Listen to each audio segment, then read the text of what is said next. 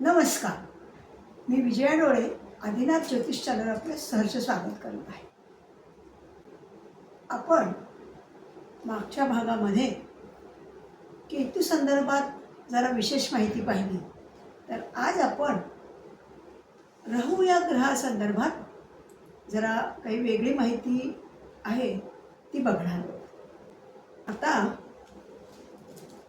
आपण मागच्या भागामध्ये राहू केतू म्हणजे छायाग्रह आहेत. राहू केतूची जी दंतकथा आहे ती मागच्या भागात आपण पाहिली की राहू केतूची कशी निर्मिती झाली हे आपण मागच्या भागात बघितलं. आणि आता आज आपण राहू संदर्भात चर्चा करणार.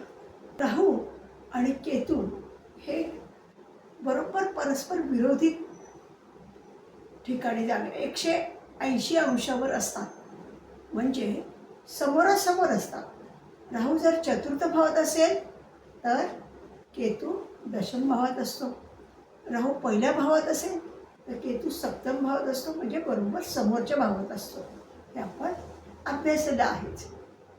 तेव्हा आज राहूचे थोडेफार वैशिष्ट्य वेगळी काय आहेत याच आपण बघणार. आता आपण मागच्या याच्यात बघितलं की केतू काय आहे, आध्यात्मिक ग्रह म्हणून मानला जातो. केतू हा आध्यात्मिक ग्रह आहे आणि त्याची आध्यात्मिकता कशी आहे तर तो अंतर्मुख होतो. केतू हा एका ठिकाणी बसून ध्यान धारणा करायला लावतो, जप तप करायला लावतो. ही झाली केतूची आतल्या बाजूने त्याची प्रगती असते. त्याच्या विरुद्ध राहू आहे. आपण बघितलं ना 180 अंशावर असतं, समोरासमोर असतं, बरोबर विरुद्ध आहे. राहू केतू हा मुक्ती देणारा ग्रह आहे, तर राहू हा बंधनात टाकणारा ग्रह आहे. केतू हा अंतर्मुख ग्रह आहे, तर राहू हा बहिर्मुख ग्रह आहे. बहिर्मुख याचा अर्थ काय, बाह्य बाजूला त्याचं लक्ष आहे किंवा बाह्य याच्यात तो जास्त रमतो. आलं का लक्षात? राहू हा भ्रमित करणारा ग्रह आहे. भ्रमित करणारा म्हणजे काय, भ्रम पैदा करतो, भ्रम निर्माण करतो असा ग्रह आहे. त्याच्या संदर्भात त्याच्या दशा, अंतर्दशा, महादशा, त्याच्या कोणत्या भावात असल्यावर काय परिणाम करतो आणि त्याच्या रेमेडीज म्हणजे उपाय हे आपण आज राहू संदर्भात बघणार आहोत. आता राहू हा ग्रह आपण बघतोय, जर राहू, शनी, रवी आणि मंगळ हे 4 ग्रह कोणाच्याही पत्रिकामध्ये 3, 6, 10 आणि 11 यामध्ये असतील तर अतिशय चांगली कंडिशन असते, म्हणजे आयुष्यवर्धक असतं हा योग. आणि बेसिकली म्हणजे पुरुषार्थ गाजवणारा हा योग असतो. ह्या तृतीय स्थान, षष्ठ भाव, दशम भाव आणि 11 भाव या भागामध्ये या 4 ग्रहापैकी कुठेही असेल, 3रा, 6वा, 10वा आणि 11वा या ह्याच्यात जर शनी, राहू, मंगळ आणि रवी हे 4 ग्रह जर ह्याच्यात असले, अतिशय बेस्ट समजायला पाहिजे. आता मी तुम्हाला ह्याच्यात एकदा दाखवते. आता बघा, मी कुंडली काढलेली आहे आपले 12 भावांची. आता आपल्याला माहिती आहे हा पहिला भाव, दुसरा भाव, तिसरा भाव, चौथा, 5वा, 6वा भाव, 7वा भाव, 8वा भाव, 9वा भाव, 10वा भाव, 11वा भाव आणि 12वा भाव हे भाव आहे. आणि ह्याच्यात जे आकडे असतात ते कशाचे असतात, राशींचे असतात. हे आपल्याला माहीत आहे, आपण हे शिकलेलं आहोत. परंतु मी आत्ता ह्या चार्टमध्ये काय केलं, आपल्याला फक्त भाव कळावे म्हणून हे आकडे मी भावाचे मांडले, राशींचे नव्हे. कारण आपल्याला फक्त भावच बघायचे. हा पहिला भाव, हा दुसरा भाव, हा तिसरा भाव, असे सगळे 12 भाव मी मांडलेले. आता मला काय तुम्हाला सांगायचं आहे की जर समजा राहू हा तृतीयात, हे तिसरं तर पहिलं, दुसरं आणि तिसरं, समजा इथं राहू असेल हे षष्ठ स्थान इथे राहू असेल, इथे राहू असेल आणि तिसरा भाव, षष्ठ भाव, दशम भाव आणि ते दशम भाव आणि 11वा भाव, 11वा भाव, तृतीय, षष्ठम, दशम आणि 11वा भाव ह्या याच्यात राहू असेल तेव्हा ह्या याच्यात राहू तर ठीक आहे. शनी, रवी आणि मंगळ आणि राहू ह्या चारपैकी ग्रह जर सगळ्या याच्यात असतील तर अतिशय चांगलं आहे. पराक्रमी आहे, बलवान आहे, पुरुषार्थ गाजवणार आहे. हां, तर आपण आता राहूची माहिती बघतोय म्हणून राहू बघतोय फक्त आपण. आता हा तिसऱ्या भावात समजा राहू आहे एखाद्याचा, तर काय करेल तो राहू? त्याला खूप कष्ट करायला लावेल, पण त्या कष्टाचं मोलही त्याला देईल, त्या कष्टाचा फायदाही त्याला देईल. षष्ठ भावावरनं काय बघतो आपण? जॉब बघतो, नोकरी बघतो, शत्रू बघतो आणि काय बघतो आपण? सेवाभाव बघतो. म्हणजे हे जे या भावामध्ये जे काय आहे त्यात तुम्ही एखाद्या कुठल्याही लक्ष केंद्रित केलं, कॉन्सन्ट्रेट जॉबवर म्हणा, सेवाभाव कुठल्याही याच्यावर एका याच्यावर केलं तर तो तुम्हाला पराकोटीचं यश देतो. आणि असा पुरुषार्थ आणि ठराविक गोष्ट असते, इथपर्यंतच एखाद्या त्याच्या पलीकडे जाऊन तो तुम्हाला यश देतो.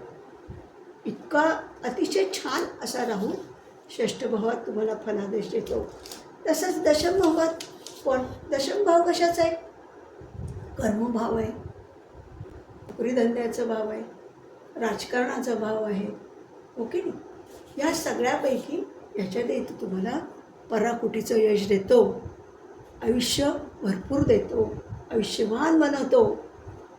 तसंच 11 भावातही राहू असेल तर तीच कथा आहे. म्हणजे तुमच्या सगळ्या इच्छा राहू पूर्ण करेल, तुम्हाला पराकोटीचं श्रीमंत करेल. तुम्ही जर कष्ट केले तर त्या कष्टाला फळ हे नक्कीच मिळतं. आणि पुरुषार्थ हा जो पुरुषार्थ जे म्हणतो तो या ठिकाणी जर राहू असेल तर तो पुरुषार्थ नक्कीच होतो. आता षष्ठ भावामध्ये आपण बघितलं 3, 6, 10 आणि 11 या भावांमध्ये असेल तेव्हा अतिशय चांगला राहू असतो. सगळे चांगल्या प्रकारचे फलादेश मिळतात हे आपण पाहिलं. साधारण षष्ठ भावात जर असेल तर अष्टलक्ष्मी योग होतो. या 8 प्रकारच्या लक्ष्मी तुम्हाला मिळतात. म्हणजे संपत्ती कशी अतिशय बेस्ट असते, वेल्थ चांगली असते, आयुष्य भरपूर असतं. जाल तिथे तुम्हाला यश मिळतं. आता आपण 3, 6, 10, 11 या भावात संदर्भात भावामध्ये जर राहू असेल तर काय आहे हे बघितलं. एखाद्याचा राहू जर नवम भावात आहे, हे बघा नवम भाव कुठला आला आपला? हा भाव आहे. इथे राहू एखाद्याचा. आता हा भाव कशाचा आहे? भाग्य, वडील आणि गुरु आपले. पण हा राहू इथे आहे आणि त्याच्या संपर्कात म्हणजे त्याच्या युतीत म्हणा, त्याच्या दृष्टीत म्हणा 5, 1, 5 आणि 9 याचे कार्यग्रह जर राहूला मिळाले, कार्यक्षत्व मिळालं तर काय होईल? वडील आणि गुरु याच्या आणि धर्म याच्या विरोधात जर तो कार्य करेल. आलं लक्षात? 1, 5, 9 हे काय? धर्म त्रिकोण योग आहे. गुरु, वडील, हो की नाही? गुरु, वडील, भाग्य जे आहे त्याच्या विरोधात जाऊन जे कार्य असेल तो करेल, न घाबरता त्यांच्या विरोधात जाईल. मग इथे राहू म्हणजे केतू कुठे आला? इथे केतू आला. विरुद्ध म्हणजे आलं लक्षात? तसं आता समजा राहू इथे आहे, चतुर्थात आहे राहू आणि केतू दशमात आहे. तर काय होईल? अपोजिट परिस्थिती झाली. राहू दशमात छान फळ देतो, यशस्वी बनवतो. पण ह्याच्या विरुद्ध राहू जर चतुर्थात आला आणि केतू इकडे आला तर तसं घडत नाही. केतू हा कसा आहे?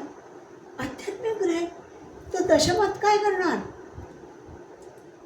म्हणजे पॉलिटिक्समध्ये काही तो भाग घेईल का? या त्या दशमभावासंदर्भात तो फार पॉझिटिव्ह नाही आहे. जो राहू जे फळ देतो ते केतू तिथे देणार नाही. आणि राहू इथे पडल्यामुळे तोही काही चतुर्थाचं फार खास फळ दिलं असं नाही, हो की नाही? कारण 4, 8, 12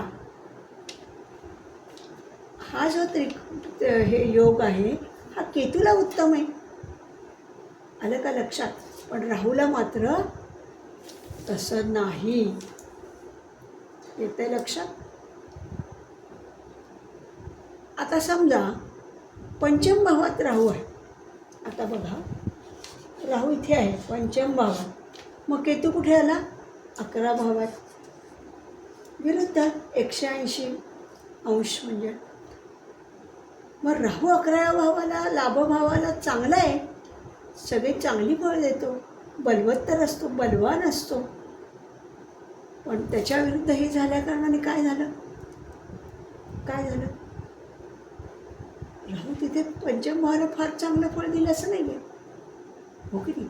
बरं, तो कुणाच्या युतीत आहे, कुणाच्या दृष्टीत आहे, हे पण महत्त्वाचं आहे ना. कुणाच्या नक्षत्रात आहे, हे सगळं बघावं लागतं. म्हणजे 3, 6, 10, 11च्या पेक्षा इतर ठिकाणी असेल तर वेगवेगळी फळं मिळू शकतात. आता सप्तम भावात समजा, षष्ठम भाव पाहिला, पण सप्तमात राहू आहे आणि केतू कुठे आहे? पहिल्या भावात. तर सप्तमात राहू काय आहे? सप्तम भाव कुणाचा आला बरं?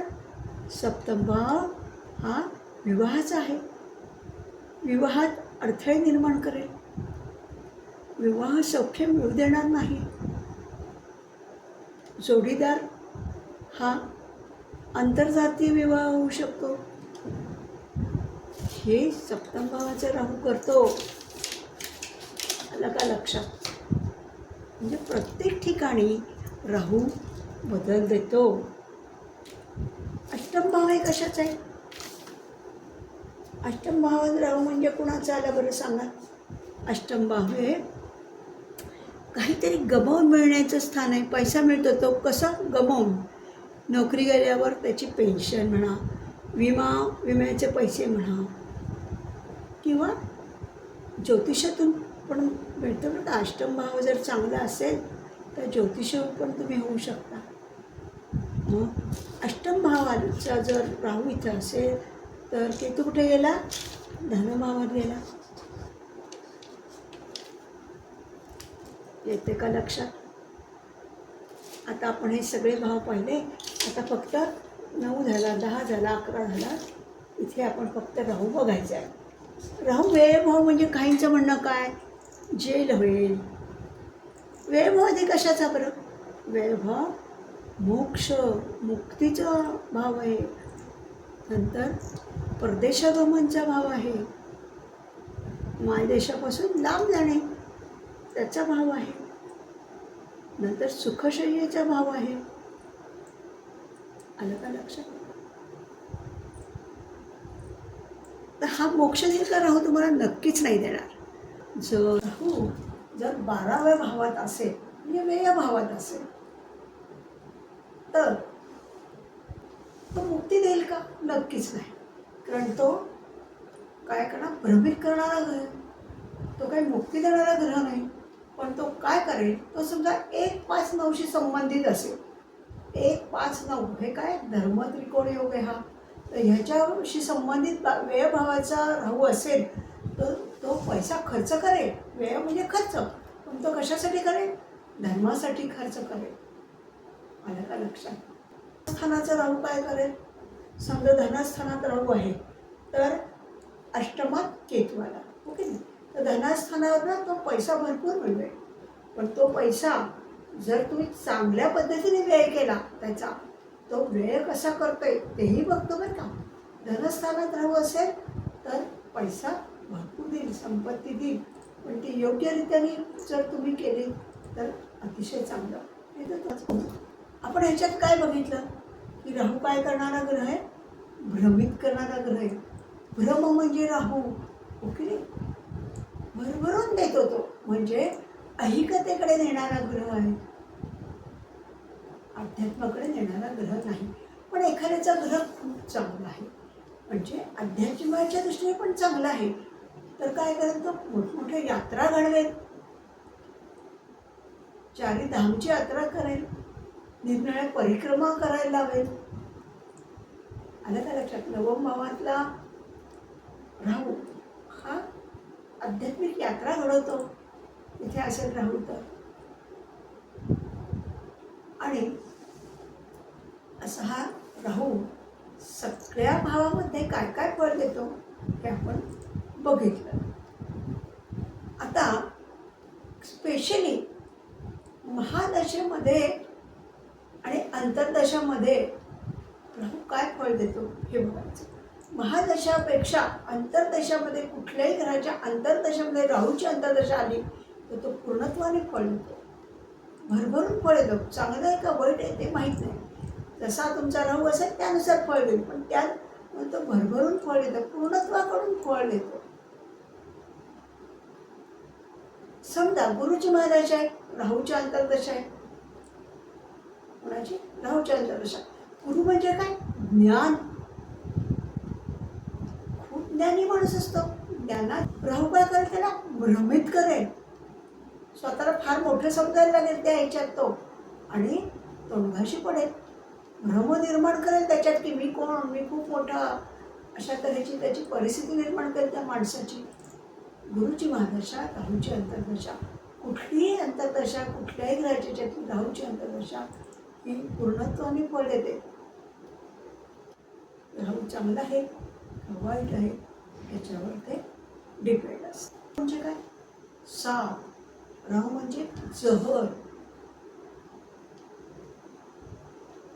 हा राहू हा वाईट असेल, चांगला नसेल. वाईट म्हणजे काय, कसा असेल? चांगल्या ग्रहाच्या युतीत नसेल, दृष्टी त्याची चांगल्या ग्रहाची नसेल, बिघडलेला असेल तर तो वाईट फळ देईल. जेव्हाही राहू पत्रिकेत राहू ओपन झाला असतो, राहूची महादशा, राहूची अंतर्दशा, राहूची विदशा असेल, तेव्हाच ती व्यक्ती ज्योतिषाकडे जातो. ती व्यक्ती ज्योतिषाकडे का जातो? राहूच्या ह्याच्यात जातो, महादशा, अंतर्दशेत, विदशेत. कारण राहू हा त्याला भ्रमित करतो, त्याच्यामध्ये प्रॉब्लेम्स निर्माण करतो.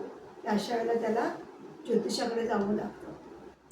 असं तुम्ही मार्क करा की जेव्हा एखादी व्यक्ती ज्योतिषाकडे जाते तेव्हा तिची कोणती महादशा चालू आहे, कोणती अंतर्दशा चालू आहे, कुठे ना कुठे तुम्हाला राहू नक्की सापडणार.